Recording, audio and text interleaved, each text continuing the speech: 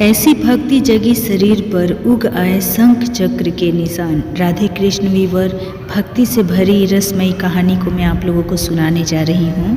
कहते हैं ना कि भक्ति सच्ची हो तो ईश्वर को भक्त के सामने आना ही पड़ता है, और ईश्वर के जिसे दर्शन हो जाए उसे कुछ न कुछ देकर ही जाते हैं।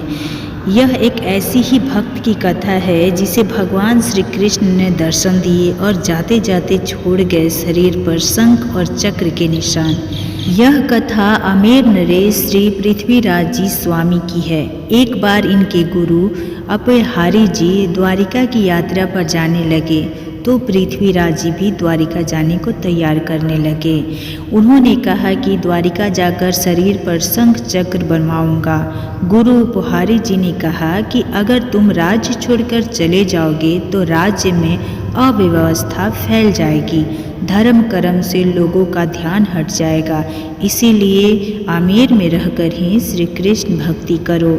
गुरु की बात मानकर श्री पृथ्वीराज जी आमेर में ही रह गए, लेकिन इनका ध्यान द्वारिकाधीश में ही लगा रहा। रात में जब यह सोए थे तब इन्हें लगा कि अचानक तेज प्रकाश फैल गया और भगवान श्री कृष्ण द्वारिकाधीश स्वयं प्रकट हो गए हैं।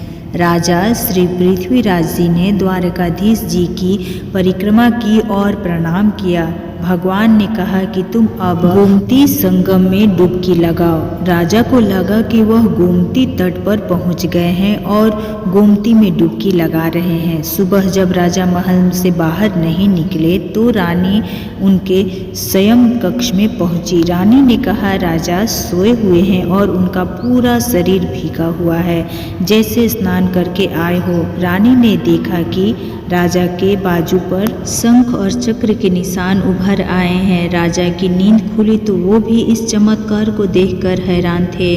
उन्हें लगा कि भगवान स्वयं उनकी इच्छा पूरी करने के लिए आए थे। इसके बाद राजा पूरी तरह से कृष्ण भक्ति में लीन हो गए। तो देखा आपने भक्ति के रस कितने मीठे होते हैं। तो चलिए मिलते हैं नई कहानी में नई वीडियो के साथ। अगर वीडियो पसंद आई तो प्लीज़ लाइक शेयर सब्सक्राइब करना ना भूलें।